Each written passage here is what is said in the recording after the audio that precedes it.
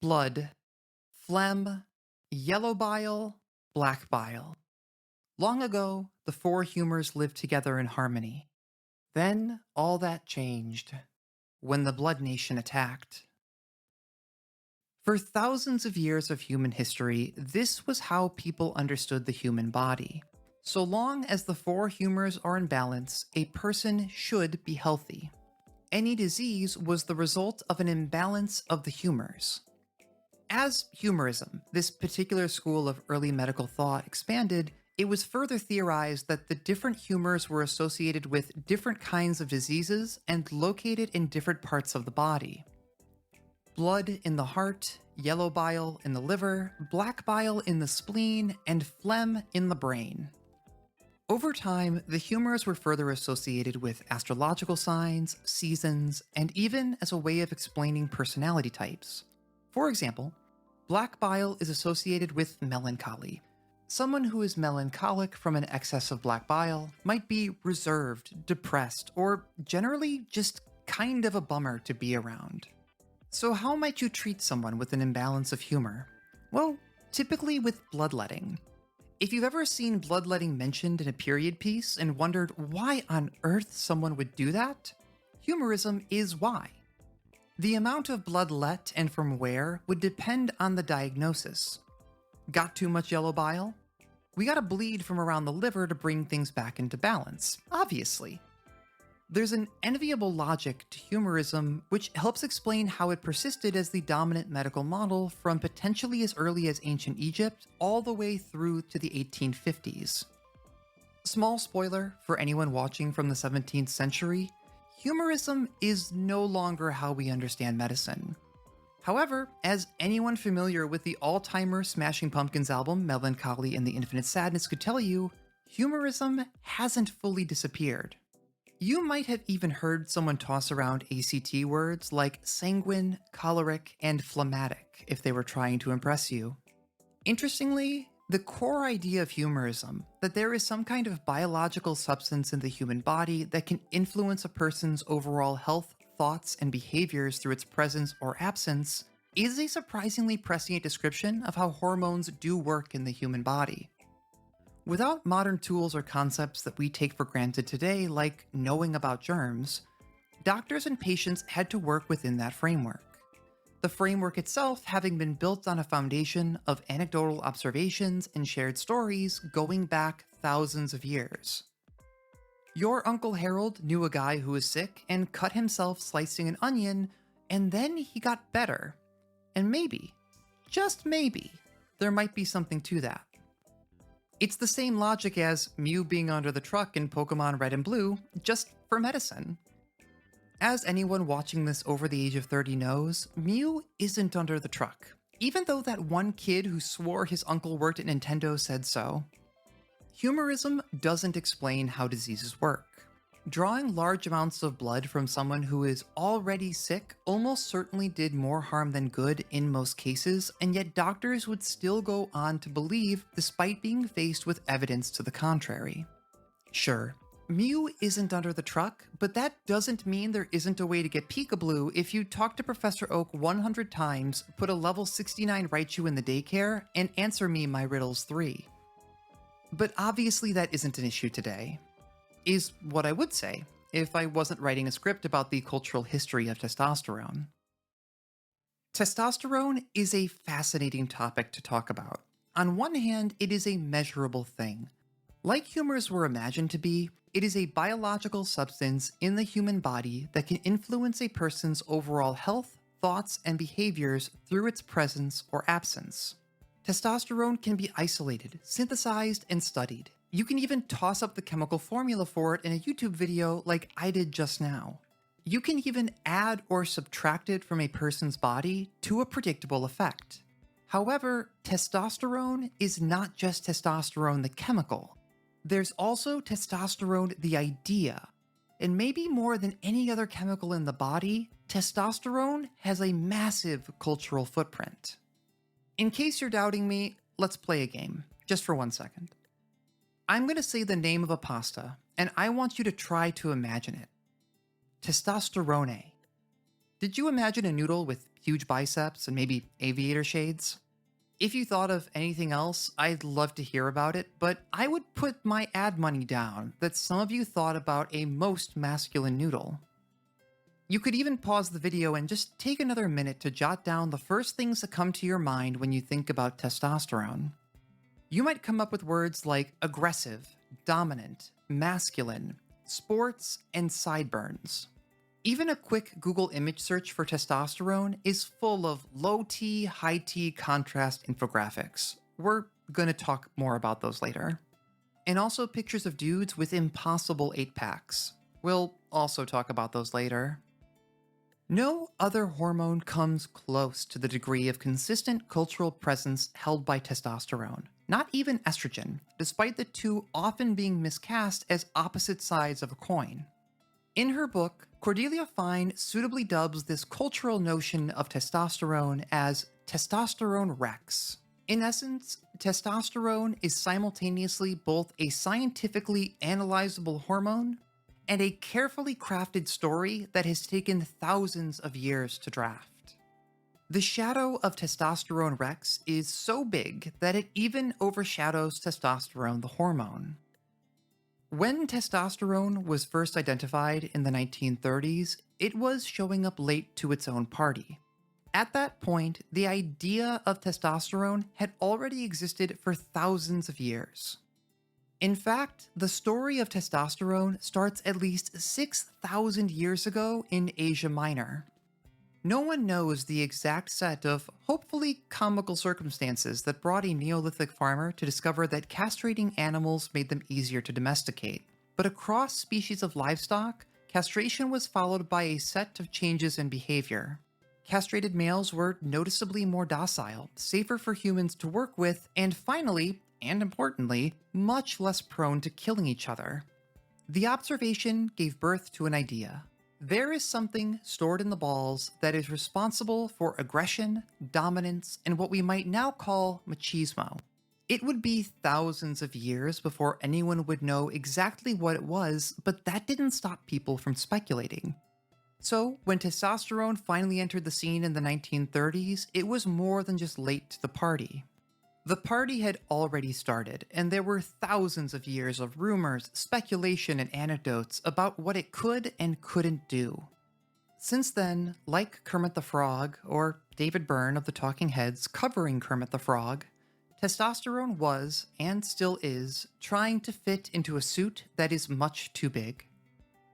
So for thousands of years, people had the idea of something like testosterone. They also knew that castration took whatever that thing might be away. However, the process was irreversible. Once lost, this quote-unquote essence of masculinity could not be restored at least until the 1800s, when advances in scientific understanding and surgical techniques made early experiments possible. In 1849, Arnold Berthold observed that castration resulted in a number of changes in behavior as well as the recession of the rooster's comb. The big frill-looking dinosaur thing on the top of their head. Berthold had the idea to try and re-implant the testes somewhere else into the rooster's body to see what would happen.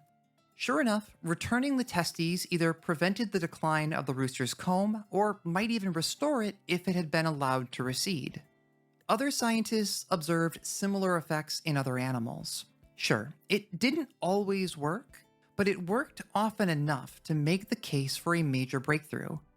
For the first time, the quote-unquote essence of masculinity could finally be restored once lost. Which brings us to the curious case of Charles Edouard Brown-Séquard and his famous 1889 speech to the Société de Biologie in Paris, France. Charles was a renowned scientist of his time, but time marches on, and Charles was getting old. Berthold's experiments showed that it was possible to restore lost masculine energy. Charles had done his own experiments trying to rejuvenate older animals, which were mostly unsuccessful. But science is like jazz. It's about the experiments that don't work out. Undeterred, Charles made the decision to jump from animal models to human experiments using himself as a test subject. At the ripe age of 72, Charles mixed together a combination of water and extractions from animal testes into what I will very scientifically refer to from here on as dong water. He injected himself with said dong water several times over a period of 3 weeks and kept detailed notes about his observations. Within days of the first injection, Charles found his strength, stamina, and intellectual abilities had been restored to the level of a man half his age. As you might expect from a scientist of his merit, and as was the style at the time, he also kept detailed notes even down to how far he could urinate. The effects didn't last, but Charles was convinced that dong water may very well be a fountain of youth. Even at the time, other scientists doubted Brown-Séquard's findings, but people love a good story, and by the end of the year, more than 12,000 physicians began prescribing dong water therapy to their patients. Sure, some of those physicians were uneducated in the inherent risks of animal injections, which put their patients at risk for infection, but medicine is like jazz. It's about the patients you don't infect. About a century later, a group of scientists attempted to recreate dong water via Brown-Séquard's own methods and found that there wasn't enough testosterone in the substance to cause a biological reaction, never mind something as miraculous as Brown-Séquard described. The curious case of Charles Edward Brown-Séquard illustrates just how powerful a story can be. He was a serious scientist working decades before the isolation of testosterone. Everything he knew about the substance was based on hearsay, anecdotes, and indirect experiments. Regardless, he was getting old, and he wanted it to be true. His belief in the power of what would come to be known as testosterone was so strong that he was able to convince himself and tens of thousands of other people that dong water was the elixir of life and one of the most famous examples of the placebo effect. So, Brown-Séquard's experiments didn't amount to much in terms of their scientific contribution, but that didn't stop people from wanting the results to be true. Prestigious medical journals of the time published a number of rejuvenation experiments. The testes of younger animals were transplanted onto older animals. Prisoners were injected with different flavors of dong water with or without their consent. Human transplantations were even conducted. Sergei Vernov, a Russian surgeon and colleague of Brown-Séquard, even announced the establishment of a park in Africa to breed chimpanzees and make use of their bits to make rejuvenation accessible to everyone. As much as I'm making jokes here because this story is kind of funny when looked at with 2025 vision, it really goes to show how much even a highly educated person's expectations of testosterone can factor into their understanding of what it is and isn't capable of, as well as how those misconceptions can persist in the face of contrary evidence. Don't worry though, that won't become relevant again, is what I would say, if I was a liar. As all this was going on, science continued to advance. In 1927, T.F. Gallagher and Fred C. Koch succeeded in extracting 20 milligrams of a substance from a colossal 40 pounds of bovine testes. Just to put things in perspective, this 10 milliliter vial here contains 1,000 milligrams of testosterone. So using their methods, you would need roughly 2,000 pounds of bovine testes to distill the same amount of testosterone found in this one vial. Hey, progress is progress. Not long after, Adolphe Butenandt reported isolating 15 milligrams of the same substance from somewhere between 15,000 and 25,000 liters of urine. Butenandt dubbed the substance androstrone and presented his findings in 1931. 4 years later in 1935, Butenandt and Hanisch were successful in synthesizing the hormone now known as testosterone. So, there you have it. After thousands of years, some laughs, some tears, and thousands upon thousands of liters of urine, we're finally back to the beginning of the story. With the synthesis of testosterone, it was now possible to conduct modern, controlled experiments, opening up an entire new world of scientific inquiry. However, testosterone Rex, that looming cultural idea of what testosterone is, didn't exactly go extinct. Instead, it has stuck around, creating two different lines of thought. On one hand, you have the scientific understanding of testosterone backed by data and people with fancy degrees. On the other hand, you have thousands of years of anecdotes and expectations that succinctly boil down to, It's literally just magic. Even today, in the year of our Lord and Savior Luigi Mario 2025, testosterone can be used to explain basically anything if you try hard enough. It can even be used to support both sides of competing explanations. Depending on who you ask, testosterone will turn someone into a successful businessman like Patrick Bateman in American Psycho. It might also turn someone into a violent sociopath like Patrick Bateman in American Psycho. And these images of testosterone don't exist in parallel. They're inseparably linked and constantly feeding into each other. What people want testosterone to be influences the kinds of questions that researchers ask, how they structure their experiments, and how they analyze their data. It influences what kinds of papers journal editors are looking to publish and what standards of evidence reviewers are going to hold a new discovery to. That's all before any of that research gets to the public, where anyone is open to make their own interpretations. In their book Testosterone, an Unauthorized Biography, Rebecca N. Jordan Young and Katrina Karkasas drop a phrase that has haunted me ever since. Quote, "We take science seriously, but not literally." End quote. We take it seriously in the sense that we have a certain reverence for the effort and expertise that goes into the production of knowledge. However, the process of interpreting science is constructive. A person's past experience, expectations, and even whether or not they stubbed their toe that morning can factor into how a person views a piece of information. This is as true for scientists with fancy letters after their names like me as it is for anyone else. In essence, there is always a degree of vibes at play when interpreting information.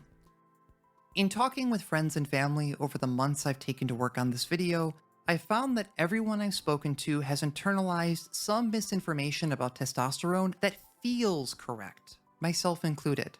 These are all people I respect and who I still think are very intelligent. As the saying goes, we are not immune to propaganda. What I would like to try to do here is disentangle things to the best of my ability.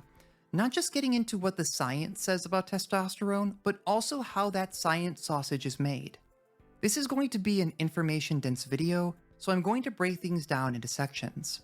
First, we're going to try to answer what the heck testosterone is and what it does. From there, we're going to look at the relationship between testosterone and different outcomes like aggression, risk-taking, and athletic performance. Back to the point of departure. After isolation and synthesis, it was finally possible to answer the question that had been on people's collective minds for thousands of years. What even is this stuff? So, what actually is testosterone? It turns out that it's complicated. Like a grade schooler struggling to start a dauntingly long 5-paragraph essay, I went to the dictionary to see what I could find. As you can see, we've already run into 4 mutually exclusive definitions of what testosterone is. The American definition describes testosterone as, quote, "the sex hormone secreted by the testes that stimulates the development of male sexual organs, secondary sexual traits, and sperm," end quote. The British definition is similar, but says that T is only mainly produced by the testes. The scientific definition says, quote, "a steroid hormone that is the most potent naturally occurring androgen and that regulates the development of the male reproductive system and male secondary sex characteristics," end quote. Finally, the cultural definition succinctly describes testosterone as, quote, "a male hormone that governs secondary sex characteristics. It is produced in the testes," end quote. There's a good bit of overlap between these 4, but they're all either wholly incorrect or missing important additional information. The one thing they all have in common is the idea that testosterone is a male hormone. This might be the stickiest bit of misinformation surrounding testosterone and dates all the way back to that farmer who, hopefully for funny reasons, discovered the effects of castration on domestic animals. This set the stage for testosterone to be thought of as the essence of masculinity. Remember those early experiments we talked about where researchers implanted tissue to try to revitalize a castrated animal? They were actually looking to prove a theory of sexual dualism wherein quote-unquote sex hormones were exclusive to males or females respectively, and the presence of one reduced the presence of the other. There is a logic to it. If your standard is whether or not the rooster has a cool dinosaur-esque comb or not, then testosterone would appear to be the secret to maleness. If hens don't have that same cool-looking comb, well then testosterone must be exclusive to males. The thing is that researchers knew this wasn't the case as early as the 1920s, even before testosterone was isolated and named. By the 1930s, scientists had near definite proof that these sex hormones did way more in the body than just affect reproduction, having implications for bone development, heart health, and mood regulation. Even further, they had evidence that testosterone and estrogen were not exclusive to the pink and blue versions of life. Keeping with the bird examples, the vivid plumage of a peacock might be taken as a signal of whatever peacocks call masculinity, but it is actually independent of testosterone. Without T, a male peacock will still grow the same elaborate feathers. It's actually estrogen that causes female peacocks to grow a different set of feathers. I did look at my viewer demographics, and I know that most of you watching this are not birds. Sorry if I'm wrong about that, I actually have a big avian audience, but the same is actually true for people. Well, not the feathers part, but the other stuff. At this point, the core idea of testosterone as a sex hormone has been debunked for nearly 100 years, and yet you can't even look at the dictionary without seeing it because it fits the cultural narrative of testosterone too well. When information doesn't mesh with what people want to believe about testosterone, it's much easier to write off. The idea of testosterone and estrogen as opposing parties serves to support a number of cultural narratives that don't align with science. First, it frames testosterone as something that is unique to men. In fact, it's been theorized at points that exposure to testosterone might actually be dangerous for women. In reality, women's bodies also make testosterone and require it for healthy functioning. This misconception has actually gotten in the way of making progress in the area of women's health. Medical history records show doctors prescribing and successfully treating women with testosterone since the 1930s. However, the use of testosterone therapy in women remains a hotly contested and often misrepresented aspect of women's health. Take the curious case of Dwin Harbin and Dr. Norbert Gleischer, for example. Harbin was an older woman trying to conceive a child via in vitro fertilization. After initially disappointing results, Harbin came across a study that suggested that DHEA, an androgen that can be converted to testosterone in the body, might improve her chances. To the shock of Dr. Gleischer, it worked. It worked incredibly well despite his training teaching that androgens were categorically bad for women's fertility. Gleischer continued to look into DHEA and began applying DHEA therapy to other patients who also weren't having success with typical IVF protocols. It didn't work for everyone, but a further investigation found that these women also had problems with converting DHEA into testosterone. This finding flew in the face of conventional training, which only taught that testosterone could hinder a woman's reproduction. Here was repeated clinical evidence that there was actually a sweet spot where having some testosterone, but not too much, is actually important for women's fertility. When Gleischer and colleagues tried to publish their findings, they ran into a set of roadblocks. The old saying goes that extraordinary claims require extraordinary evidence. What they were proposing upended thousands of years of how people had assumed testosterone works. Framing estrogen and testosterone as opposing sex hormones also props up the misconception that testosterone is the essence of a unique form of masculine energy. Accepting that T is present in both men and women, just in different amounts, kind of takes away from the mystique. You can't keep up the charade that T is the source of all masculine energy if women have it too. This artificial separation also allows for testosterone to serve as an explanation for literally any observed difference between men and women. Why are more women not working in higher paying STEM careers? Testosterone. As an aside, this is the actual argument that former Google employee and failed culture warrior James Damore tried to make for why more women weren't working in tech. Why do boys like dinosaurs? Okay, that one's a gotcha. Literally everyone likes dinosaurs. Basically, any difference can be made into something biological through the magic of testosterone. The social becomes chemical, which in turn makes it into something natural, and therefore there is nothing to be done about it. Actually, doing anything about it becomes the real problem because it's disrupting some kind of quote unquote natural order. So, we know that testosterone isn't just a sex hormone, and it isn't just present in men. But what if I told you that we can add yet another level to it? Turns out, testosterone as a concept is actually made up of several different forms of testosterone in the body, like a robot made up of other smaller robots. There's prenatal testosterone, or what we're exposed to before we're even born. Some portion of the testosterone in your adult body is bound to a protein called SHBG. Another portion is bound to albumin in the blood, and a third portion is called free testosterone and is afraid of commitment, therefore free to be used in the body when it's needed. Generally, albumin-bound T and free T are collectively called bioavailable testosterone because they represent the amount of testosterone that is actually used in the body. All three combined, SHBG bound, albumin bound, and free testosterone combine to make up your total testosterone. All three forms of testosterone are present all over the body, in blood, muscles, urine, saliva, and so on and so forth. So if you're a researcher and you're interested in looking at the relationship between testosterone and the likelihood of liking, commenting, and subscribing on this channel right here, right now, you've got a lot of decisions to make. Depending on what you're interested in, one type of testosterone and one type of measurement might actually be a better way of answering your question. Or you could just test as many as possible and then only report the ones that work.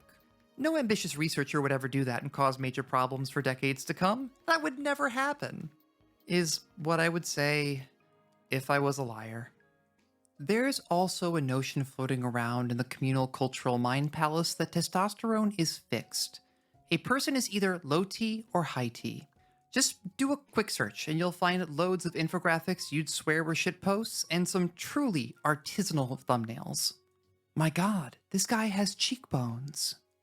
Turns out this also isn't true. Testosterone levels fluctuate within a person based on a number of different factors. Some of these are intuitive, like how a person's amount of testosterone generally declines with age. Some are less intuitive. Testosterone levels tend to be highest in the morning right as you wake up and rapidly decline as you stay awake. The difference between testosterone in the same person measured on the same day between the morning and the evening can be as much as 25%. The typical reference range for men is 300 to about 1,000 nanograms of testosterone per deciliter. However, because of natural variation and any number of other factors, up to 50% of men who test above that 300 nanogram threshold will actually test below it over the course of repeated testing. We also know that testosterone levels tend to respond to social factors. Stress, especially chronic stress, can result in lower levels of testosterone. When we're stressed, our bodies produce another hormone called cortisol. So if you're spending hours a day commuting back and forth to a job that you hate but can't afford to leave, or you're a federal employee writing this script during the early weeks of the second Trump admin and not sure if you're even going to have a job tomorrow, that long-term increase in cortisol will suppress the body's use of testosterone.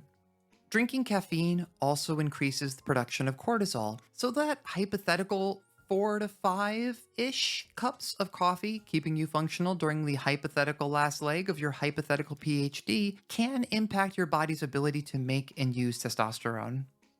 Testosterone also increases in response to exercise or winning competitions. Interestingly, you don't even have to be the one playing the game.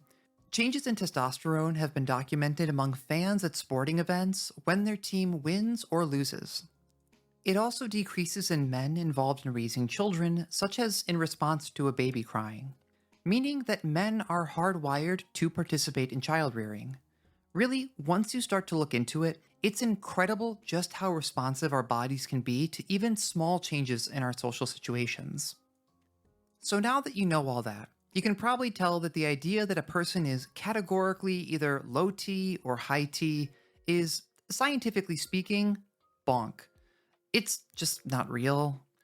Testosterone is a powerful and multifaceted hormone, but it's not a fixed thing. There's even debate over what the correct reference ranges for levels of testosterone should be. In a study by Dr. William Crowley and Francis Hayes, 15% of the healthy, ordinary, and otherwise wholly unremarkable men they tested had testosterone levels more than 50% below the usual cutoff for low testosterone, despite showing no ill effects. One possible explanation for how this is possible is that some people are just really good at making use of testosterone. Their bodies correspondingly don't need to produce as much of it to get the same effects. Inversely, some people who tend to test more on the high end of the reference range might just have bodies that are less efficient and need more testosterone in order to stay healthy. But that hasn't stopped an entire cottage industry from propping up the idea of there being low T and high T people, and there is no shortage of influencers who want to sell you the solution to a problem they are going to convince you that you have. You've probably seen some of these before. You've got the low T man crawling on his stomach, scorned by his creator and forced to play with the default Fortnite skin. And then you've got the ascendant high T man whose parents buy him all the V-Bucks. There is such a thing as clinically low testosterone, but this ain't it. Unfortunately, the internet lets the very worst people reach audiences in the millions and sell them newer and less interesting forms of snake oil. This whole grift, and it is a grift, is nested in the idea that testosterone is not just a proxy for masculinity, but for a person's entire worth. It also assumes a linear relationship, so line go up is always a good thing without exception. It does make for a good story. So what are you going to do if you're a man who suspects that he might have low testosterone after letting YouTube autoplay one too many times? For some, the answer is steroids. If you've spent enough time around bodybuilding forums, you already know that testosterone is a commonly abused steroid. As much as there is real clinical evidence that supplementary testosterone is a steroid, remember dong water. Remember how a very accomplished scientist was able to convince himself of the powers of his elixir of life, despite the fact that there was only a minuscule amount of testosterone in it. A lot of the benefits claimed by testosterone grifters, like improved focus, reduced fatigue, elevated mood, are probably partially, if not entirely, just placebo effects. Another thing you might come across while delving into the depths of bodybuilding websites is gynecomastia. As it turns out, adding large amounts of testosterone to your body might have some unexpected effects. Your body is going to try to maintain some kind of balance, and it will actually convert some of that excess testosterone into estradiol, the very estradiol that trans women will take to feminize their bodies.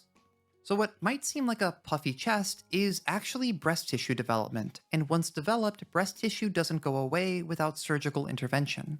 Relatedly, if you've been around hormone replacement discussion sites, you might have heard that your body will do the same thing, turning estrogen into testosterone if your levels get too high, but the T to E pipeline is in fact a one-way street. Being honest, it's a bummer. Manosphere grifters have basically weaponized the cultural misconceptions around high and low testosterone against men and have made bank doing it. They're preaching to an audience of mostly kids and teenagers and exploiting their insecurity over things that they can't control in order to sell them a product. It's like the beauty industry, but somehow more exploitative, which would be impressive if it wasn't so sad. I know that this is a long video, and I imagine that some people watching might have some overlap with the target audience for these kinds of testosterone influencers and have stayed for the dulcet tones of my voice, cutting insights, and incredible charisma. If that's you, thank you for sticking around. I want to be direct about this because there is an enormous amount of messaging targeting young men with misinformation about this stuff. If you have clinically low testosterone, there are treatments for that. There are people out there that are going to try to make you feel shitty about yourself so that they can take advantage of you for clicks. If you are healthy, you are enough. So if you're ever out there and you get a random encounter with someone who tries to impress you with their high testosterone level, the fact that they know their testosterone level and think that it says something about them personally says more about them than any test ever could. So we can comfortably say that testosterone itself is complicated, to say the least. what is often thought of as this singular, stable thing actually varies quite a bit both between and within people. Even something as seemingly minor as how many cups of coffee you drink in the morning, what time of day it is, or watching your favorite YouTuber subscriber count go up might actually have an impact on your body's ability to produce and use testosterone. And I gotta be real, that last one is a little freaky to me. Of all the big cultural ideas about testosterone, the relationship between testosterone and aggression is one of the most widely accepted and most destructive for the lives of people caught up in it. Like many other myths around our main character, this one also goes all the way back to the Neolithic farmer who discovered castration was one way of reducing aggressive behavior in domestic livestock. It made them safer not only to handle, but also to the other animals around them. In the thousands of years between then and now, the link between testosterone and aggressive behavior became a given even before testosterone, the actual hormone, was distilled from tens of thousands of liters of urine. However, there are a number of differences between farm animals and people. Horses, for example, can't even answer emails, but I guess we both might struggle to make a 5-minute phone call, so perhaps we actually aren't so different.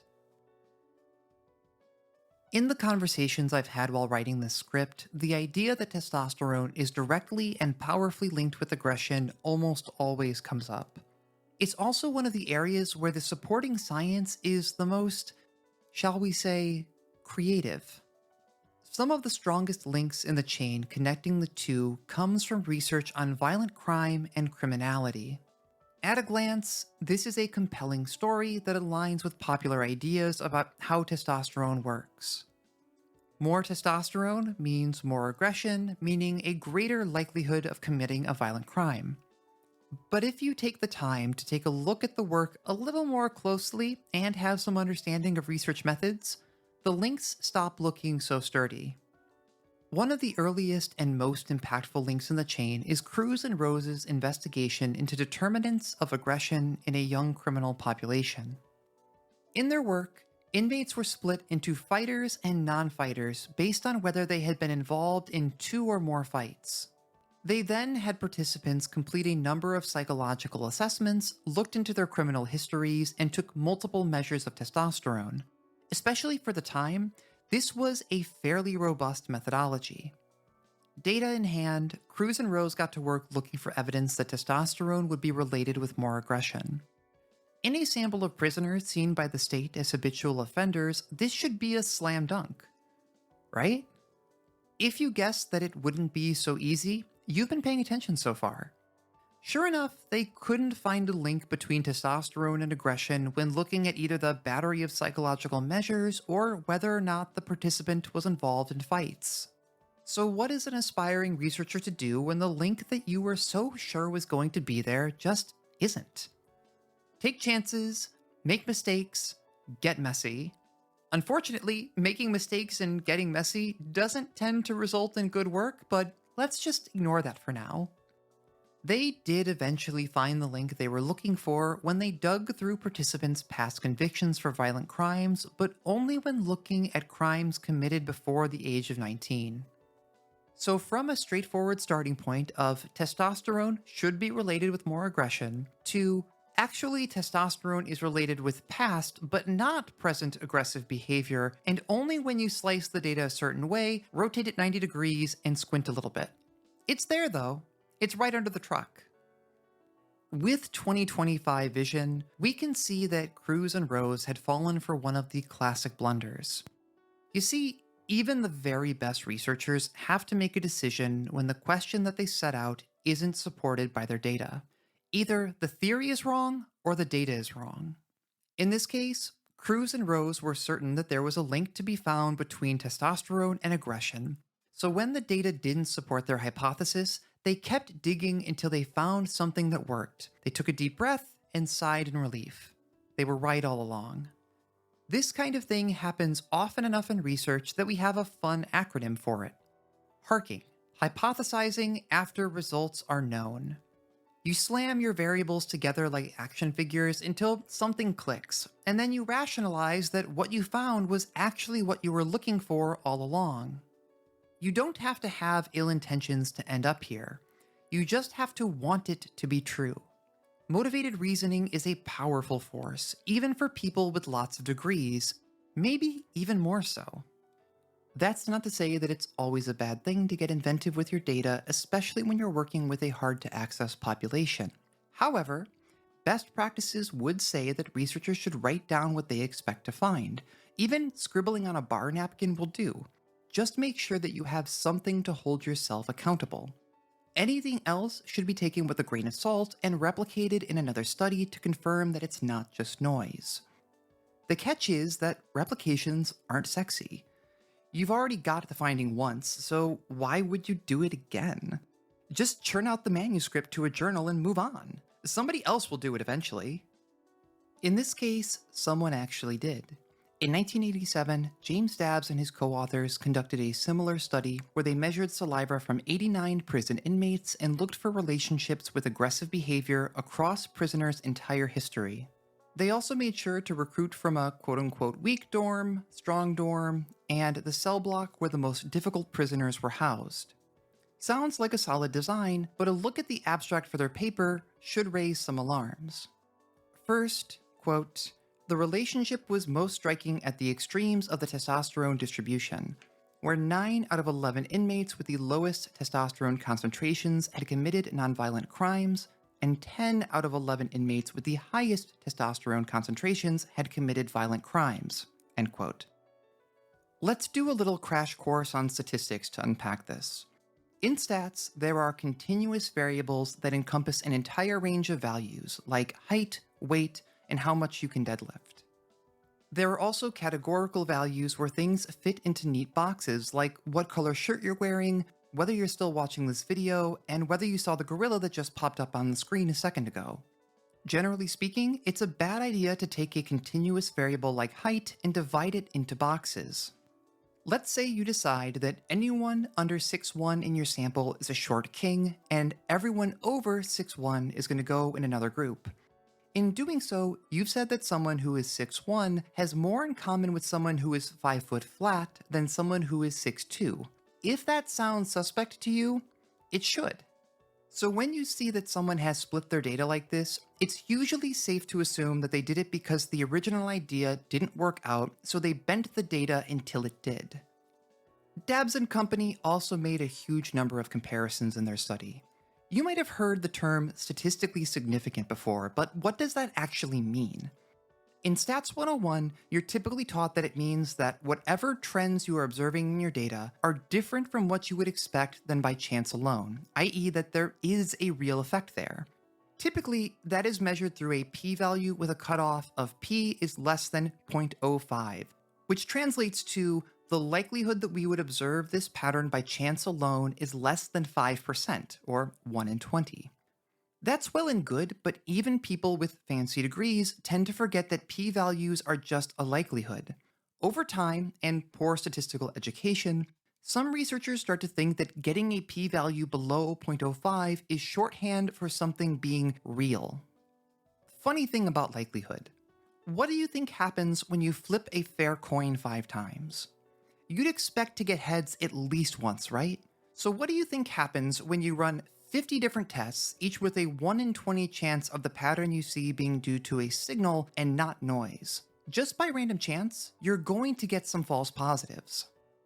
Back to the point of departure, the next line in the abstract reads, quote, among the inmates convicted of nonviolent crimes, those higher in testosterone received longer times to serve before parole and punishments for disciplinary infractions in prison, end quote. That's a pretty deep cut and not actually about violent crime at all, despite the title of the paper. If that's a finding important enough to make it into the abstract, you must not have found much else. And turns out, they didn't. For all those tests, only 4 came back with quote-unquote significant results. And before you even ask, no, they did not think to do a replication. None of that has stopped people from wanting to believe this connection not only exists, but that it is also very strong. The work of Dabbs, as well as Cruz and Rose, helped lay the foundation for the scholarly connection between testosterone and aggression. As other researchers tried to build on that foundation, though, they started to run into issues. The link between testosterone and aggression in animals was robust, but finding a definitive link between testosterone and aggression in email responding humans was proving harder than expected. Some researchers found results in the opposite direction, where testosterone actually predicted less aggression. Some found no relationship at all, and others found a weak relationship in the expected direction. In these kinds of situations, where there isn't a clear conclusion even after decades of research, a researcher might reach for the old reliable meta-analysis, a study of studies. Instead of looking at participants, you look at a number of different studies and weigh the size of the effects they found, the number of participants they measured, the age of those participants, you name it. These meta-analytic efforts have helped to give us a clearer picture of what the relationship looks like. While there is some disagreement in the finer details, several meta-analyses conducted over the past 20+ years have shown a weak but significant relationship between testosterone and aggression. A relatively recent analysis conducted by Genial et al. And published in 2020 broke things down further by looking at baseline testosterone, changes in testosterone, and manipulated testosterone separately. Both baseline and changes in testosterone were related with aggression, but manipulated testosterone, a crucial finding needed to claim that changes in testosterone actually cause changes in aggression, remains elusive. One factor that has made these kinds of meta-analytic studies difficult is that everyone has such a gosh dang different version of aggression. Completely hypothetically, would you say that shooting at somebody is an aggressive action? Also, completely hypothetically and not referring to anything, what about working as a CEO at an insurance company and directing your employees to deny people's claims for life-saving care? Is that aggression? Back in high school, I was also taught that men and women do aggression differently. Men are direct and prone to resorting to fisticuffs, while women do relational aggression, aka aggression tied up with a pink bow. You know, spreading rumors and all that. As an adult, I've since learned that no one loves drama more than straight men. Aggression is in the eye of the beholder, which makes direct comparisons between different studies difficult.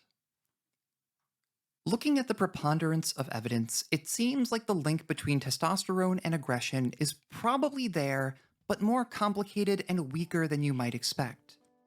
Recent work also looks at potential moderators like elements of the social situation and the interaction of other hormones like cortisol.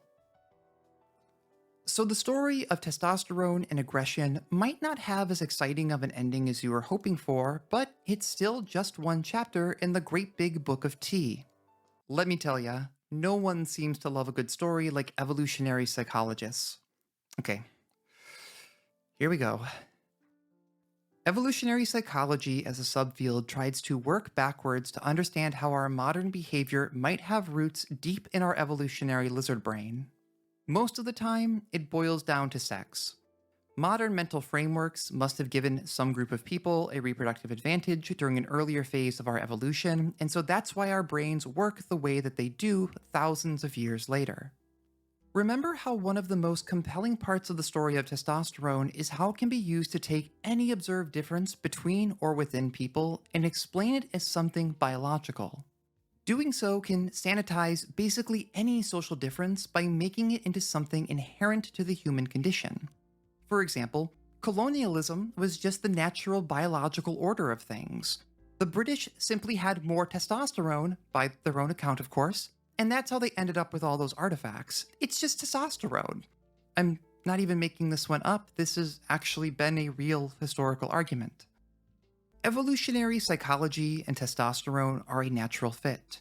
You have a hormone that's effectively magical in its ability to explain anything, and a field that is always looking for an evolutionary explanation for generally unfalsifiable theories of human behavior. It's peanut butter and jelly. Movies, popcorn. Or my precious baby boy here and falling asleep with his mouth open. One of the areas that this dynamic duo has set to work on is the psychology of risk-taking. Specifically, that having higher testosterone drives people, usually men, to take more risks and that doing so is adaptive. Let's do that Wayne's World transition to set the stage for this. A long, long time ago, perhaps even before our favorite Neolithic farmer discovered castrating livestock, there were two men, the Paleolithic Low T Virgin, and the Paleolithic High T Chad. No one ever told the Virgin that you miss 100% of the shots you don't take, so he never foraged far from the cave to look for food. Meanwhile, the High T Chad understood that when you aim for the moon, even if you miss, you always land among the stars, so he would take the risk and venture out further than anyone else and find cool new berries that no one had ever seen before. Sure, those berries were poisonous and brought about the untimely end of our Chad, but you can't make an omelet without breaking a few eggs. Evolution is like jazz. It's about the poisonous berries that you don't eat. Good news is that a different high T Chad brought back cool new berries that didn't poison you. This allowed him to become the coolest guy in the cave and have lots of babies. The end. So, risk-taking is driven by testosterone and can help someone take advantage of opportunities that others might overlook, which in turn raises someone's status and makes them into a more appealing mate. That drive to engage in risky behavior should then carry over to modern life, making high T men good at stuff like finance and stocks.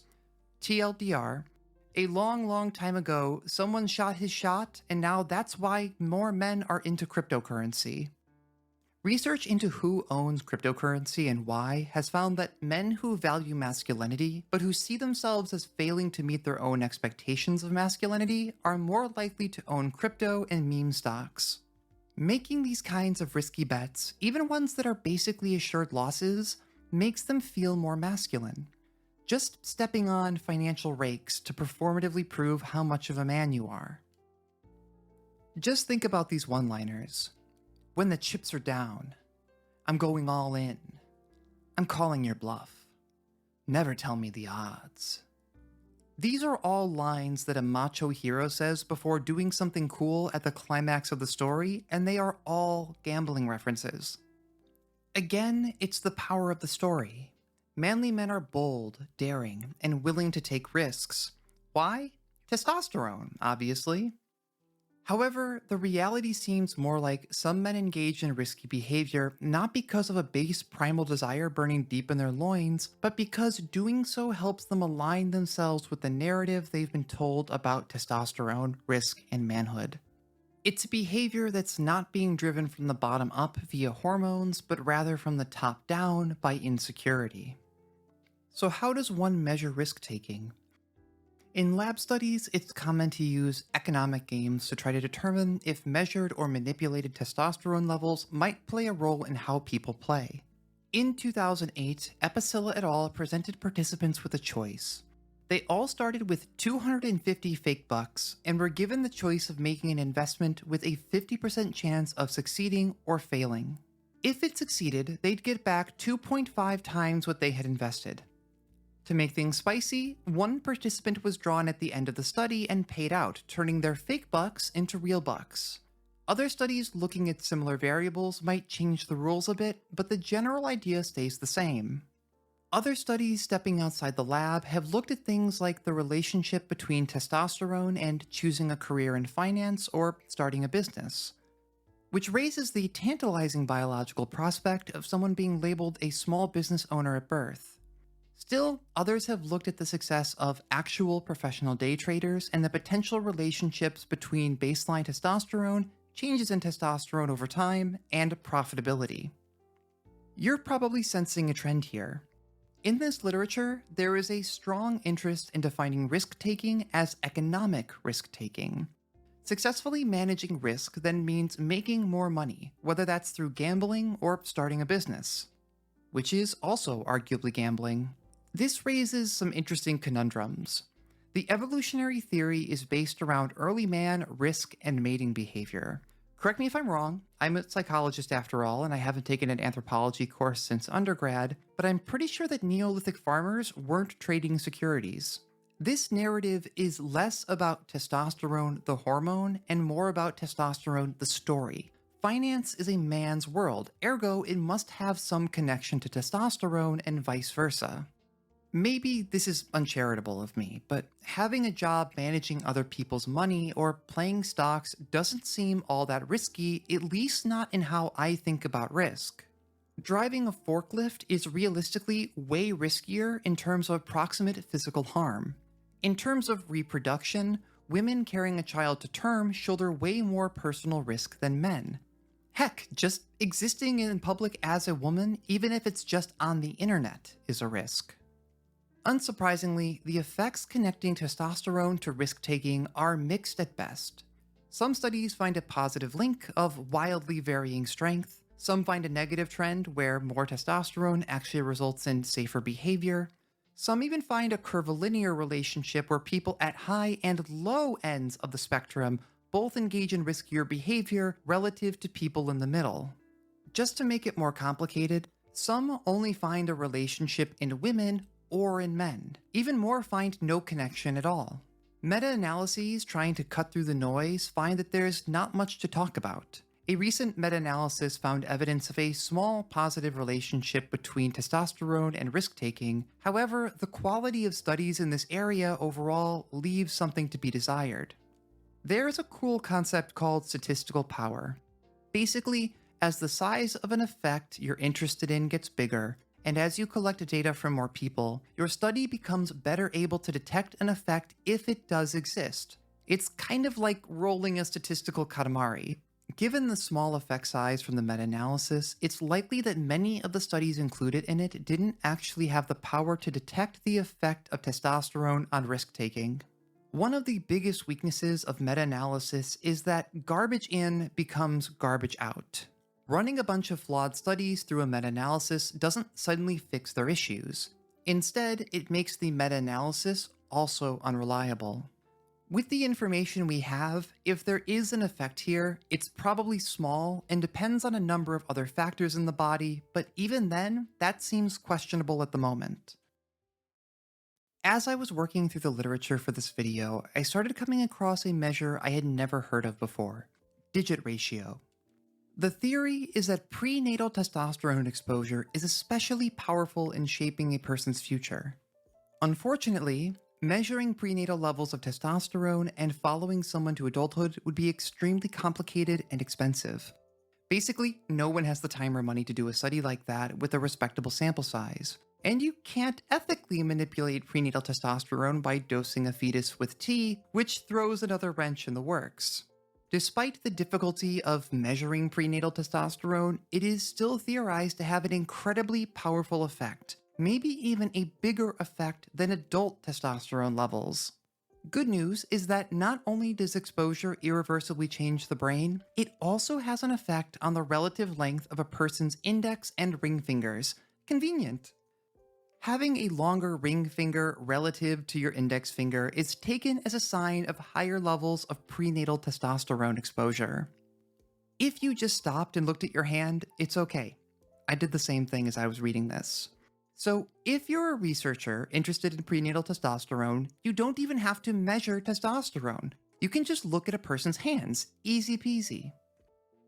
At first, I was suspicious of what sounded to me like, at best, astrology for hands, and at worst, phrenology for hands.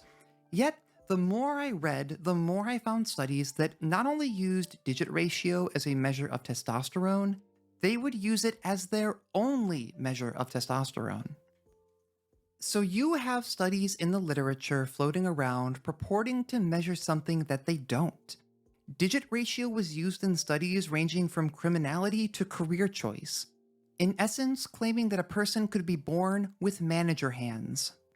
Prenatal testosterone exposure has been proposed as an explanation for why lesbians are interested in other women, so lesbian hands could be a thing in more ways than just the manicure.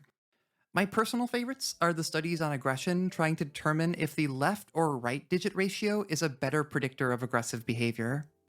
I've tossed up some choice infographics here, but it goes so much deeper. It's genuinely unreal to me what people will claim is related to the length of two fingers.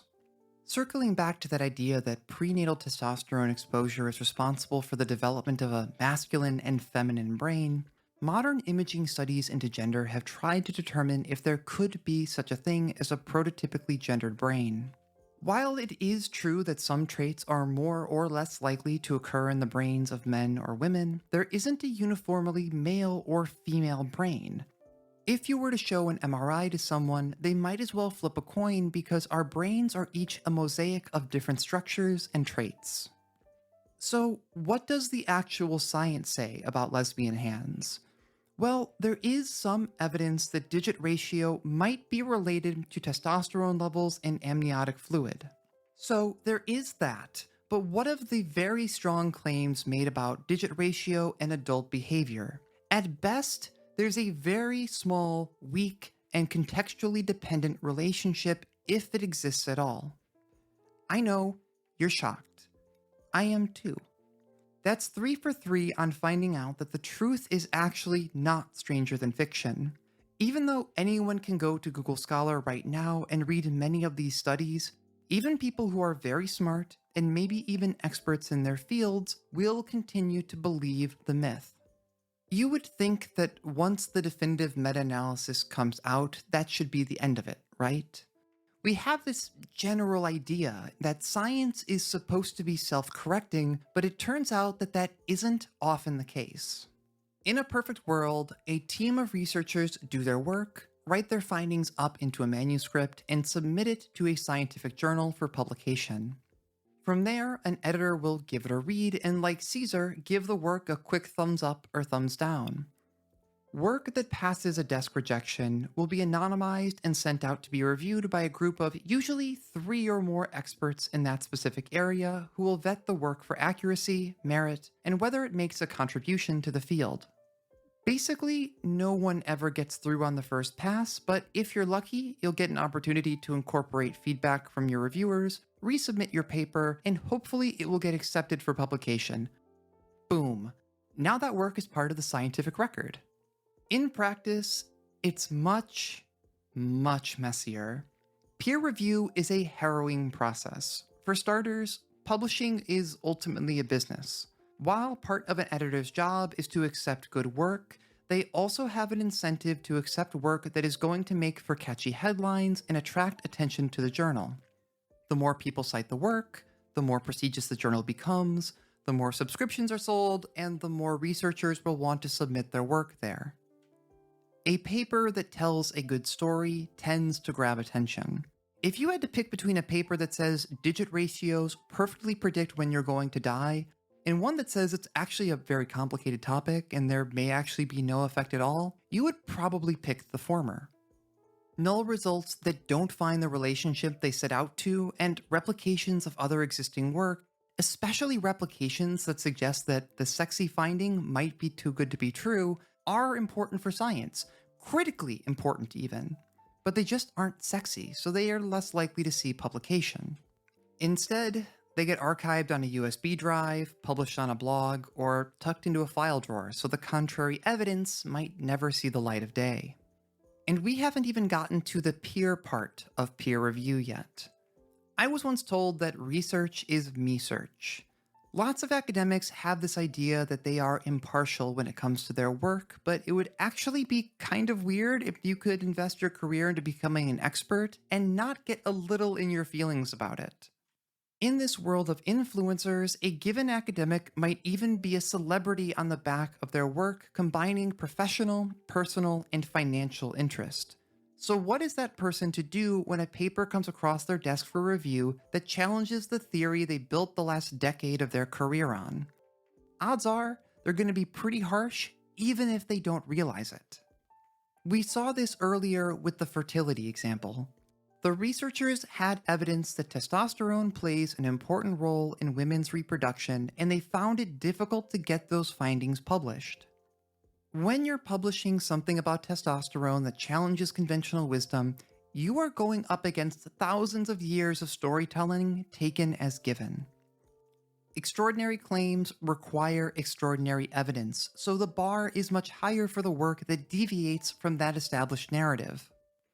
Even if you clear all those hurdles and get your paper published, those past papers don't just go away. If someone really wants to, they can dig them back up and keep building on lines of research that have been otherwise discredited.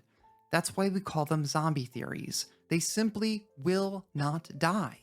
So something like digit ratios will always be around for some well-meaning researcher who wants it to be true to include in a paper. There will also probably be an editor and 3 reviewers who also want it to be true badly enough that they'll pass it through peer review and we're back at it again at Krispy Kreme. Testosterone makes for a great story, and not even the most educated among us are immune to it. Up until this point, we've mostly talked about the role of testosterone in influencing people's behaviors and attitudes. However, the effect of testosterone, both the hormone and the idea, extends into people's health, bodies, and the policies that surround them. If and when you hear about testosterone in the news, it's usually in the context of sports. This video was inspired by the major media stories that ran during and after the 2024 Paris Olympic Games, mostly, but not entirely, centered around Algerian boxer Iman Khalef. Khalef's victory sparked, or maybe reignited, a long-standing controversy about fairness and who gets to compete in women's sports. Testosterone, being the latest in a century-long effort to determine who is and is not a woman, took center stage during that conversation. There's a concept in psychology called the curse of knowledge, where you start to assume that other people know what you know. So I wasn't sure if any of this would even be helpful. As the controversy continued, I eventually realized that what I assumed was common knowledge was in fact not so common. Look, I'm not a clever woman. I set to work on an earlier version of this video, but testosterone kept popping up in the news. The script kept getting longer, and now I'm on page 17 of a script I didn't intend to be this long, and only just now actually writing about the thing I started off wanting to write about in the first place. Alas, what can we do? Despite being on the front lines of modern sporting controversy, testosterone is actually late to the game. Since the 1930s, there have been repeated attempts to use what was considered cutting-edge science at the time to define femaleness. As science has advanced, where to draw the line has become an exponentially more complicated question. It's what design theorists Rittel and Weber describe as a quote-unquote wicked problem. Unlike the popular problems one might find in math or engineering, like defying gravity, wicked problems can never actually be solved, but rather need to be resolved over and over again. Sure enough, defining femaleness in sport has never actually been solved for good. Even before women were permitted to compete in the Olympics, there had been a long-standing effort to either exclude or discourage women's participation in sports. In Victorian England, women were medically understood as incomplete men, and there was a very real concern from doctors that engaging not just in sport, but any kind of physical activity would be dangerous for women, except during work hours in mines and factories. That was fine. As cycling became a popular activity among Victorian women, publications ran stories about the dangers of bicycle face, a definitely very real and very serious distortion of the face brought on by concentrating too hard and riding into the wind. Despite this pressing health crisis, women continued to cycle and even play sports. Despite attempts to ban women from formal competition, interest in women's sports only continued to grow. In 1890, women were allowed to participate, without the consent of the International Olympic Committee, or IOC, in a trial number of feminine events, like tennis and golf. It wasn't until 1928 that women were first allowed to officially compete. At the time, less than 10% of competitors were women. The women's 800 meter in particular became a spectacle, with journalists insisting that the event was, quote, profoundly unnatural, and that competitors would develop, quote, wholly masculine physiques and behavior traits. Journalists also openly speculated what percentage male each of the runners might be. At the time, it was believed that sex could be measured by degrees, and U.S. Olympic Committee President Avery Brundage insisted that all competitors should be subjected to a physical examination to guarantee they were 100% female. Anxiety around women's participation in sports only continued to grow. First, in 1936, Helen Stevens was accused of being a man after her performance in the 100 meter. Later, reports began to circulate of 2 runners who had transitioned and were living as men after competing in women's track events. This was taken as evidence that these two had turned out to be men after all, which is actually surprisingly affirming in a very roundabout way. Is it possible for something to be affirming parentheses negative? Following the resumption of the games after World War II, women were now required to present a medical certificate certifying their womanhood. What that actually meant wasn't specified. A doctor just needed to sign off saying that the competitor was a woman. As the Cold War was heating up in the 1960s, and sports took on an important role in showing the respective strength of the East and West, both became increasingly suspicious that the other would try to have men compete in women's events to underhandedly establish athletic supremacy. This fear led to the establishment of the first round of sex testing for female athletes. In this first incarnation, women were required to undergo a gynecological exam before competing. The experience was described by one woman as, quote, "the most crude and degrading experience I have ever known in my life," end quote. Later that year, it got worse, with the advent of the nude parade, where 200 plus female athletes were asked to strip and parade themselves past 3 gynecologists. Women who refused had their womanhood publicly questioned.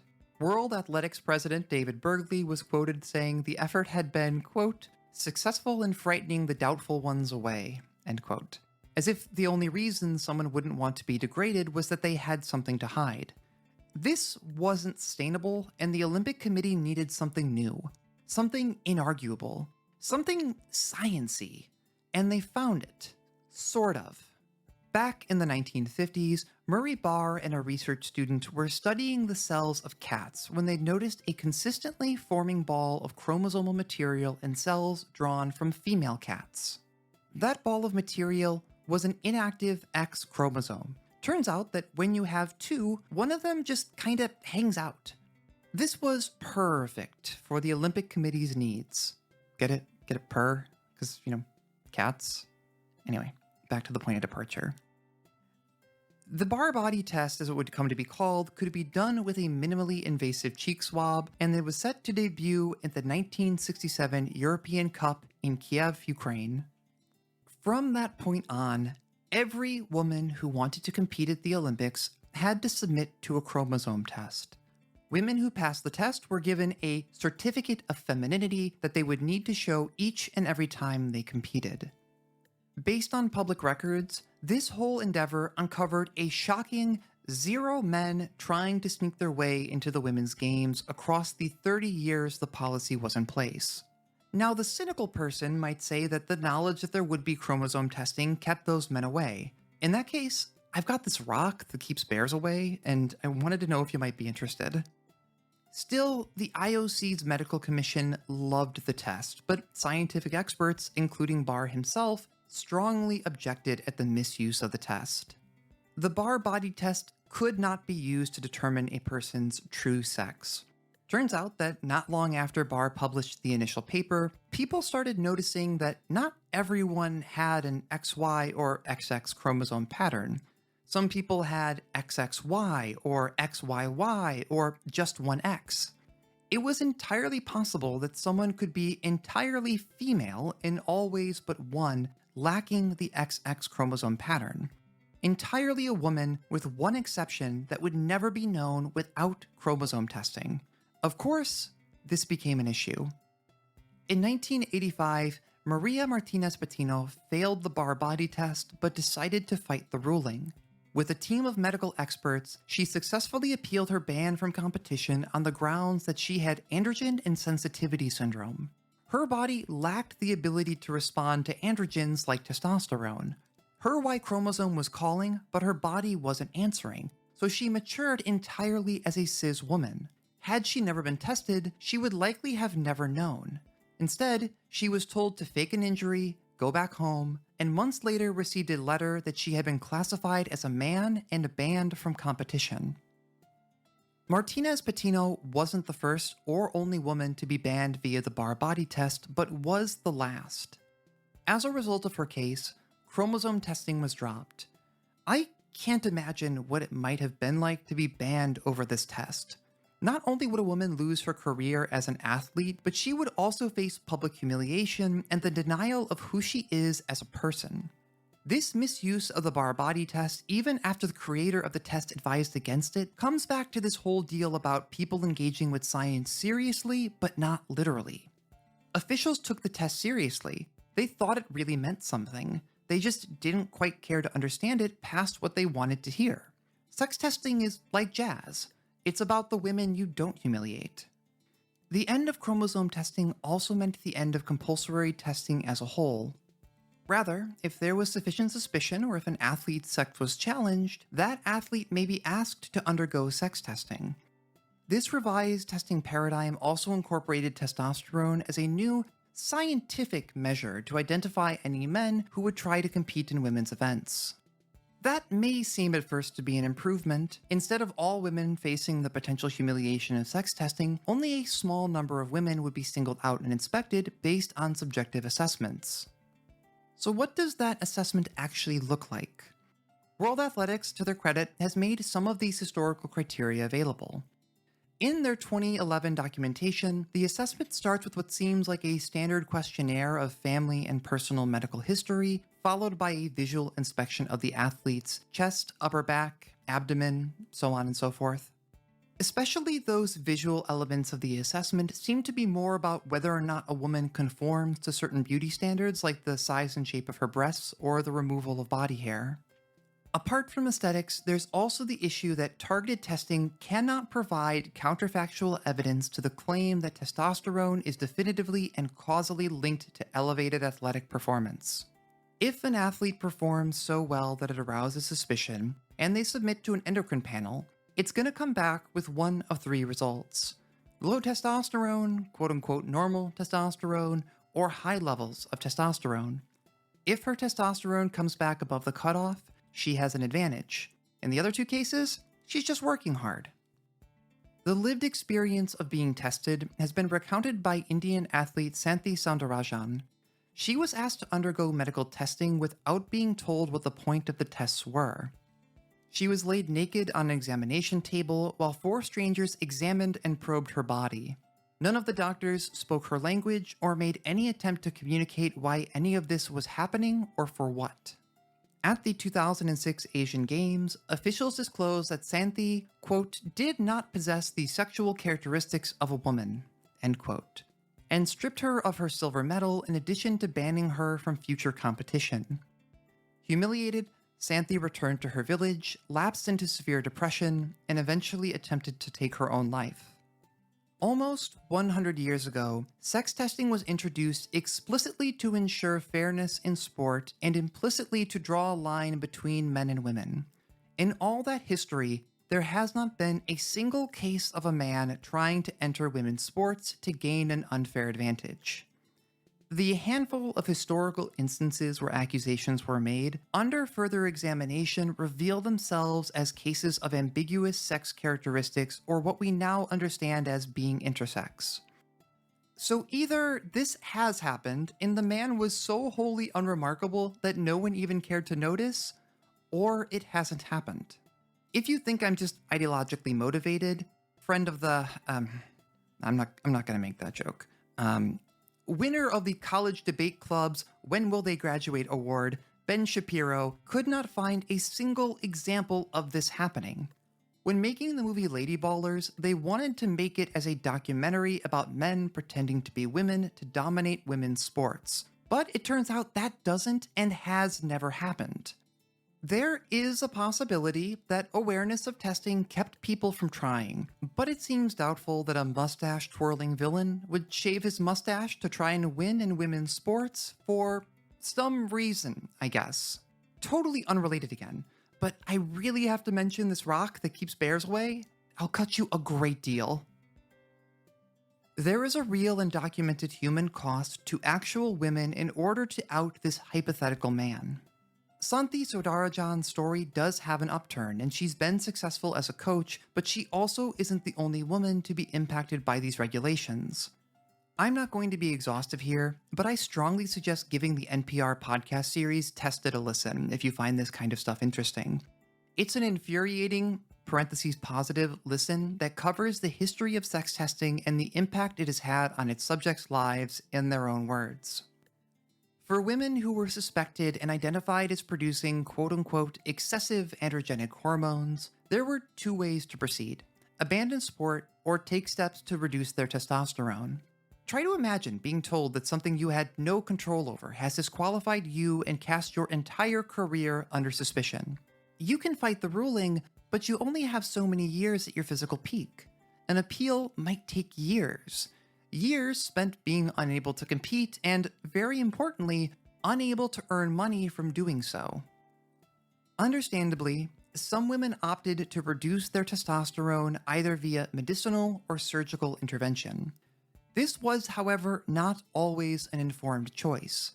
Due to a lack of guidance from the same organizations that asked them to reduce their testosterone to begin with, some of these women didn't understand the full extent of what they were being asked to do and the potential side effects, up to and including infertility.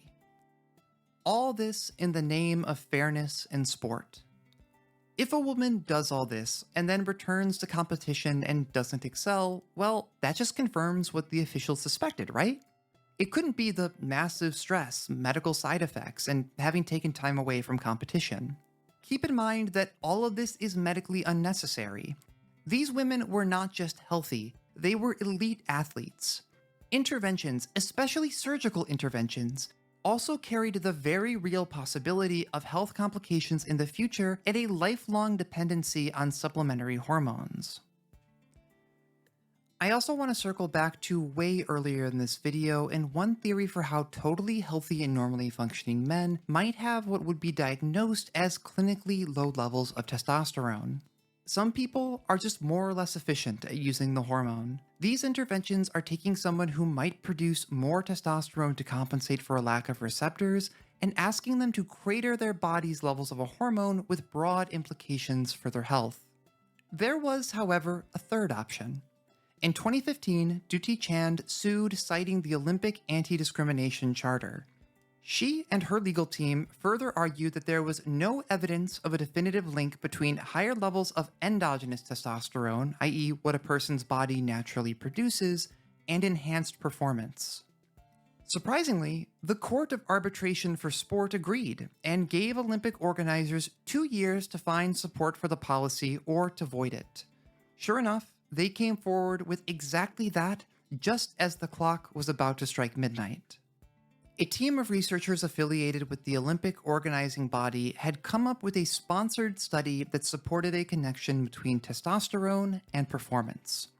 Using 2,127 observations from across the 2011 and 2013 International Association of Athletics Federations World Championship, researchers found a relationship between testosterone and performance in 5 events: the women's 400-meter, 400-meter hurdle, 800-meter, hammer throw, and pole vault, with margins of advantage ranging from around 2% to 5%. None of these same associations were found when looking at men. When I was earning my PhD, one of my mentors told me that one of the perks of working in psychology is that nobody dies when we get it wrong. Usually. This is an entirely different beast that had an immediate impact on people's lives and careers. I talked in earlier sections about how even researchers with the best intentions can be apt to make errors in their statistics by doing things like running too many tests, using small samples, conflating correlation and causation, so on and so on. This paper not only checks every box, it draws some new boxes that we haven't talked about yet. I think I know a thing or two about research methods, so let's unpack a few concerns. The first thing that jumps at me is the sheer number of tests that the researchers conducted by looking at 21 women's events and 22 men's events. So you are already committing to over 40 tests, and at no point did the researchers look at applying any kind of correction for the number of comparisons by adopting a stricter criteria than the conventional p is less than 0.05, which again informally means we're 95% sure that the observed difference is due to an actionable effect and not just chance. 43 tests with a 1 in 20 chance that whatever difference you observed is noise. Dig a little further into their methods, and you'll find that they did these comparisons by splitting athletes into 3 groups and comparing the lowest and highest tertiles average performance in each event. Generally speaking, Taking something that is continuous, like serum androgen levels, and trying to split it into neat categories is almost always a bad idea. Not everyone that is packed into each of those groups has exactly the same testosterone level, but that variation is lost. Essentially, they're taking everyone in the bottom third and saying that the person with the lowest level is exactly the same as the person who just barely missed the cutoff for the next highest group. There's also the matter of theory. Performance is a fuzzy word. Presumably, the same mechanism that contributes to success in one event should also contribute to success in another similar event. I'm not a track person, but discus, javelin, hammer throw, and shot put seem pretty similar to me. Correct me if I'm wrong, but I would assume that whatever makes you good at throwing one thing should carry over to throwing other things. The fact that they only found a difference in one of these events is puzzling to me. The observed effects are also fairly small overall. Never mind that they didn't find an effect of testosterone concentrations in any of the 22 tests that they ran for men's events. We know that testosterone levels vary among men at the level of elite athletes. A 2014 investigation looking at 693 endocrine profiles from elite athletes found that 16% of the men had low levels of testosterone and 14% of the women had high levels. So shouldn't you expect to see some kind of effect there as well? Why would this only be present for women and only in a handful of events, but not in other similar events? Dr. Berman, the first author of that initial paper, has also admitted that there were errors in their dataset and walked back the importance of the original study, framing it as exploratory. However, the Court of Arbitration for Sport had already accepted their findings and made them the bedrock for justification for future androgen testing. In response to a later appeal, the court found that the restrictions were indeed discriminatory, but were necessary discrimination in order to maintain fairness in sport. Let's take a moment and assume that is correct. According to the Olympic governing body, you might expect men to outperform women by anywhere from 10 to 12% depending on the event. However, women with higher levels of endogenous testosterone don't even come close to that level of performance. Their advantage, if there is one, is a fraction of that. Depending on the event, it can be as little as 1 to 2%. Even if there is a driving causal link wherein higher levels of testosterone cause higher levels of performance in some events, is it really that big of a deal? When you're aiming to be the singular best person in the world at a particular sport, the reality is that you're going to need advantages to get there. Height is a classic example. Being tall is an enormous advantage across a large number of sports, but it's largely out of a person's control. I fence, and it is agonizing trying to compete with someone when they have even just a few extra inches on you. At some levels of play, you can outwork your competition, but that isn't always going to be true at the highest levels of sport. Eero Montairata won 2 gold medals in cross-country skiing in the 1964 Winter Games. Due to a mutation, his red blood cells' ability to carry oxygen was anywhere from 25 to 50% above his competition. This mutation is extremely rare, but offered a clear advantage in endurance sports. However, no one was suggesting that he needed to bloodlet before competing to even the odds. In a more current example, let's look at Michael Phelps. If you tried to build a human in a lab to be good at swimming, you would make Michael Phelps. If you can name an advantage that could give someone an edge in swimming, he's got it. Disproportionately long arms? Check. Big hands? Check. Large lungs? Check. From Baltimore? Also check. All of these advantages, and no one is trying to tell him that he can't put Old Bay on literally everything for the sake of fairness. That's not even getting into the other forms of advantage, like having the wealth to afford to travel to train, afford better coaches and equipment, and so on. The World Anti-Doping Agency describes the spirit of sport, the essence of Olympianism, as, quote, the pursuit of human excellence through the dedicated perfection of each person's natural talent, end quote. So, how is having larger than average hands or being born under the auspicious sign of the national bohemian any more or less natural than being born with a body that produces a higher than average level of testosterone? At this point in the video, you probably already know the answer. The story around testosterone is just too big, too weighty, and too dramatic. It has been made into something it could never be, the singular load-bearing beam for the all-important question of what actually makes someone a man or a woman. So what does the science say about the connection between testosterone and athletic performance? Did you guess that it's complicated? You've been paying attention. Good job. Testosterone really is a fascinating thing to look into. Exogenous testosterone, i.e., adding the hormone to the body, will generally result in an increase in performance. Taking medications that suppress endogenous testosterone will generally result in a decline in performance. However, whether having higher levels of naturally occurring endogenous testosterone will result in greater athletic performance isn't well supported by the literature. In one study, researchers were interested in whether testosterone and cortisol were related with skeletal muscle markers like thickness and strength. They tracked testosterone, cortisol, and performance across a track and field macro cycle. They found that testosterone increased over the course of the cycle. Those increases did not predict corresponding increases in muscle strength or moderate the link between muscle strength and performance. These findings suggest that testosterone and performance both increase in response to training, but in parallel, where testosterone is indicative of the body's response to training and not connected with performance.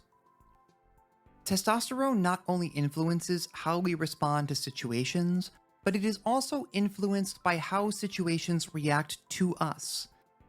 This makes it very hard to say with certainty that higher levels of naturally occurring testosterone cause athletes to be harder, better, faster, and/or stronger, or if there might be a third variable at play causing both testosterone and performance to increase.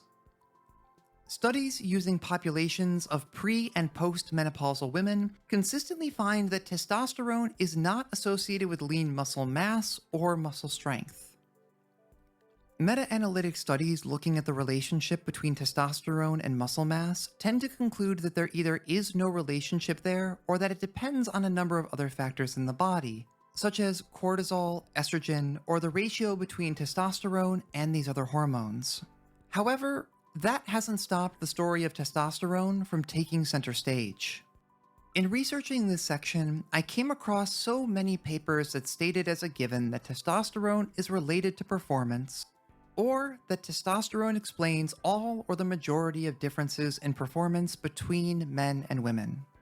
As you know, that just ain't it, but that doesn't stop authors from continuing to build arguments on top of a shaky foundation. Then, subsequent work cites them and reiterates the link between T and performance, so on and so on. Good thing that science is self-correcting, right? The last subject I want to touch on here is one of the hardest to tackle: trans inclusion in sports. In the case of women with higher than average testosterone, we were still talking about naturally occurring endogenous testosterone. Now we're talking about suppressing testosterone in trans women and trans men taking supplementary exogenous testosterone. As an aside, it is shocking the sheer number of people who purport to be experts on the topic, but will use the transgenders or transgender to refer only to trans women, as if trans men are in the same category as dragons and moderate Republicans. I also played a little game where I'd check if the author was British every time I saw the phrase biological male, and I had like a 90% hit rate. Depending on who you cite, trans people make up approximately 1% of the adult population, but the topic of the inclusion of trans people in sport at all levels has become a firestorm of controversy well in excess of the representation of trans athletes. Like the topic of sex testing, this has shown itself to be a wicked problem with no definite solution that must constantly be resolved. When you make testosterone the sole criteria through which a person's eligibility is determined, how do you determine where to draw that line? As of writing, no singular athletics body has stepped forward to provide universal guidance. Instead, the International Olympic Committee has decided to defer to sub-organizations that govern individual sports. Historically, that line has been drawn and redrawn across time and sports, whether it's at 10 nanomoles per liter, 5 nanomoles per liter, or 2.5 nanomoles per liter.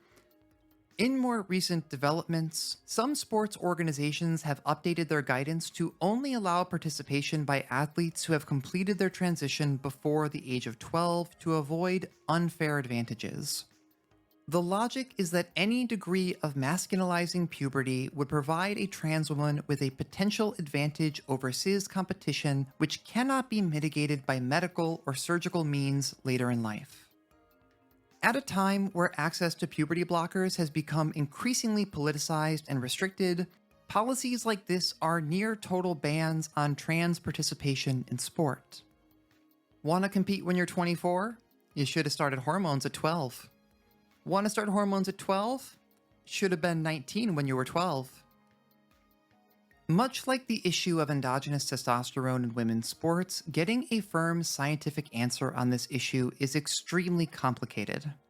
Joanna Harper, who describes herself as a scientist first, athlete second, and a transgender person third, was called to testify at that initial hearing to support testosterone testing.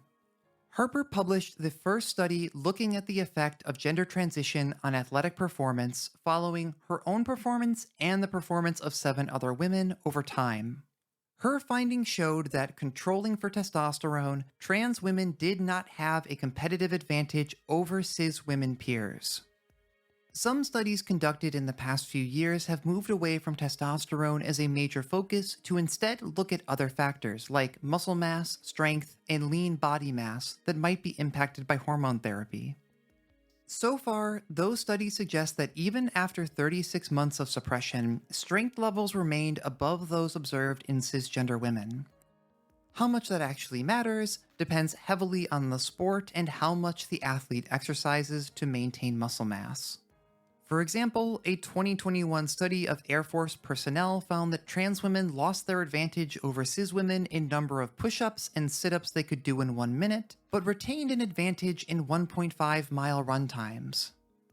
There are issues with trying to make expansive claims from this data. The reality is that there simply aren't enough trans athletes in any given sport to actually do a scientifically rigorous survey of their performance, never mind when looking at the elite level of any given sport. Some researchers have looked at non-athlete trans women, and others have opted to compare cis women and cis men and extrapolate from there. Almost all of these studies use non-athletes or cis athletes, which may further limit generalizability to a trans athlete population. So do trans women have any kind of advantage? Maybe several very large question marks, and even then, it heavily depends on the sport as well as a range of other factors. But the need for more robust data hasn't stopped the exclusion of trans athletes from competition. Seemingly, it's more about vibes than anything based on science. The reality is that the vast majority of people don't know a single trans person. That lack of knowledge is like dry tinder for conspiracism. Not even banning trans women from competition has managed to stop competitors and spectators from accusing women that perform a little too well or don't present feminine enough of secretly being men. This was fully on display during the 2024 Olympic Games, but it is a trend in women's athletics generally. To be dominant on the court, you also have to be feminine off it or risk having your womanhood and competitive eligibility questioned. Depending on the sport, just participation in it can be enough to detract from a woman's femininity. If you need an example of all of this coming together, there is a very long, very public, and very gross media history around Super Bowl halftime show MVP Serena Williams calling her womanhood into question. It is tragically common for women who win to be derided as less a woman for it. It's a precarious balancing act that cuts back to old misconceptions of estrogen and testosterone as opposing forces and not complementary ones like we know now. That paranoia has given rise to renewed calls to reinstitute genital inspections even in youth sports. Like with bathroom bills, just by law of numbers, efforts to exclude trans women end up having a much bigger impact on the lives of cis women who just happen to be tall, as if trying to find cute heels in size 12 wasn't suffering enough. You've probably noticed that I haven't gone into the participation of trans men in sports. The WADA regulations stipulate that trans men should be allowed to use exogenous testosterone without controversy. There just doesn't seem to be the same degree of cultural anxiety about a woman pretending to be a man and entering men's athletics. The lack of reactivity to the inclusion of trans men in competition further solidifies that these restrictions are less about fairness and testosterone, and more about enshrined ideas about gender, competition, and a need to protect women. The policing of who gets to be a woman in sport is less a logical decision and more of an emotional knee-jerk. In all my life, I've never known anyone to be more emotional, petty, and cruel than the parents of youth athletes. Over the past several years, an enormous amount of media attention and legislative energy has gone into banning the participation of trans kids from sports wholesale at any level: high school, middle school, and even younger.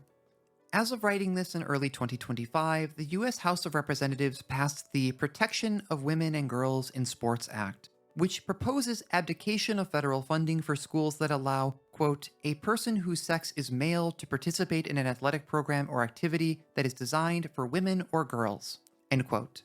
While there have been prior state-level efforts to bar participation by trans athletes at the high school level, this would prohibit inclusion at any level at all. Curious how, once again, trans boys and men don't seem to factor into the equation at all. Trans man Mac Beggs was required by Texas law to wrestle girls in high school and went on to 2 undefeated seasons. He is the single best example of a trans kid dominating a girl's sport, but it doesn't fit the narrative.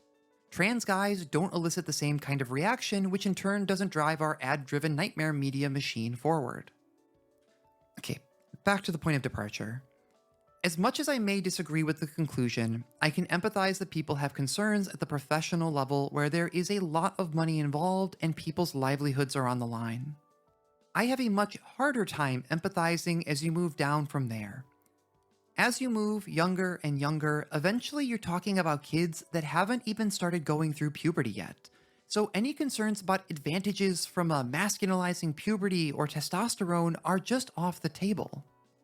It really gives up the game, not that they were really trying to hide it with bill titles like Protection of Women and Girls in Sports Act. It's about policing the bodies of girls who do not conform to conventional femininity and excluding trans kids from public life. In a 2021 report, after more than 20 states had put forward bills to ban trans girls from participation in high school sports, the Associated Press reached out to 24 lawmakers sponsoring these bills. At the time of reporting, the issue of trans girls in sports had only been raised a few times amongst the hundreds of thousands of American high schoolers playing sports. Rep. Ashley Trantham of South Carolina could not name a single trans athlete in her state despite seeking to ban their inclusion. Tennessee Rep. Cameron Sexton acknowledged that there may not be a single trans student participating in high school or middle school sports in his state. Other lawmakers turned away from their own states, instead deflecting to the case of 2 trans runners in Connecticut, Terry Miller and Andrea Yearwood. There is an excellent episode of the since-wrapped WNYC podcast Nancy covering Terry and Andrea that I highly recommend for anyone interested in the topic. I've linked it down there in the video description below, and you should see a card popping up now for the episode as well. Since listening to it years ago, one passage from that episode has stuck with me. Quote, when transgender athletes lose, it doesn't fit the narrative that they are dominant and that they are stealing opportunities from cisgender girls. If an athlete who is trans is just like every other athlete that wins and loses sometimes, then how can you say that they are so dominant? And so, when it doesn't fit the narrative, there isn't the coverage, there isn't the outrage, because there's nothing to be outraged about. But it creates this double-edged sword for these athletes where, if they do win, it's not because they worked hard or because they're talented. It's because they have an unfair advantage. And when they lose, there's no acknowledgement that they're just like everybody else. Especially at the high school level, where college admissions and athletic scholarships are in play, there is rampant conspiracism that trans girls are taking over sports. When her daughter didn't qualify for a regional track meet, one parent authored a venomous op-ed in USA Today attacking Terry and Andrea and sued on behalf of her daughter along with 3 other runners and their parents. I followed up on this and found that the case was dismissed with the court citing that while Terry and Andrea did win some of their races, they also still lost to the plaintiffs at others. What I find particularly egregious about this case is the plaintiffs seeking to strike Terry and Andrea's times from the record, claim that their daughters were denied the chance to be champions, and further claim that not winning more races damaged their daughters' employment prospects. It's one thing to sue over the regulations that allowed Terry and Andrea to compete, but to go so far as to try and erase their accomplishments while also claiming that doing so would hurt their future employment prospects? Like I said, parents of youth athletes, we really gotta shut this whole little league down until we can get to the bottom of this. Terry and Andrea come up often when you're looking into this issue because they aren't just 2 of the only examples of trans girls winning in high school athletics. They were the only 2 at the time.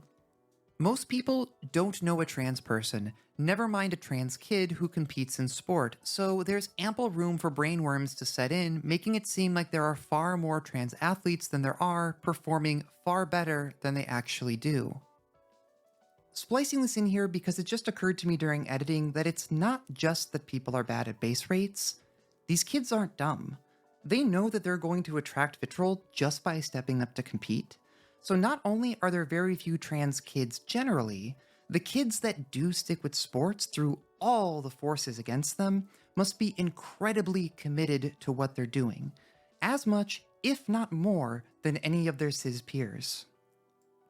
The truth is, there are hardly any trans athletes at the high school and college level. In December 2024, NCAA President Charlie Baker stated that there were fewer than 10 transgender athletes competing in college sports.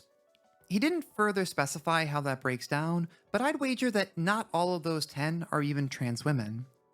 All athletics across 1,000 colleges and universities, and you can count the number of trans women competing in sports without even using your toes. The story doesn't change much as you move to the high school level. In response to the state-level ban of the inclusion of trans girls in high school athletics, Governor Cox of Utah vetoed the effort, citing that out of 75,000 students participating in high school sports, only 4 identified as transgender and only 1 was a trans girl. This entire sweeping legislative effort for one single person. One kid who wanted to play sports with her friends. The state legislature, of course, went on to override his veto. Governor Cox went on to also cite 2 statistics. 86% of trans youth report suicidality and 56% report having attempted suicide. The physical and mental health benefits of participating in youth sports are well documented. Having a place where they belong can help buffer trans kids against the discrimination they face in other areas of life. Further, the exclusion of trans kids from sports has an actively detrimental effect on their mental health, as if things weren't hard enough already. For the people who put forward these kinds of measures designed to deliberately isolate, derogate, and dehumanize a single child in an entire state, you have lost the mandate of heaven. As the sadly departed David Lynch once said, "Fix their hearts or die."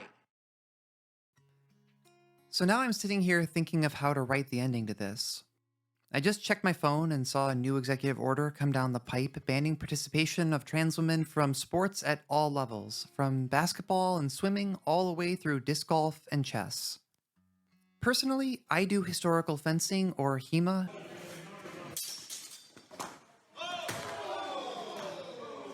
which tends to, like most geek-adjacent hobbies, break one of 2 ways: gay or fascist. Thankfully, people in my region tend to be the former, including running events for underrepresented genders, or ERG, which is rough but appreciably better than Women and Women Light. In writing and researching this video, I've also had to face the fact that I am not immune to propaganda. I have internalized shame around my participation and anxiety that other competitors see me as a man or assume that I have some kind of advantage. It impressively manages to suck the fun out of wrestling with swords, which is honestly pretty hard to do. Sure, there is some degree of everyone looking pretty similar underneath that much padding regardless of gender, but it's been bothering me more and more lately. It's hard to always believe that these spaces are somewhere that I'm welcome, never mind somewhere that I belong. I don't like that I feel that way, and I'm going to do some work on myself to change that. Altogether, the story of testosterone is a love story. For thousands of years, people have been in love with the idea of testosterone so much that the story continues to overshadow the reality of the hormone it is based on. It's a love so powerful that it can convince a serious academic that injecting dong water was the secret to eternal youth. A love that continues to drive misconceptions in health, sport, and academic research.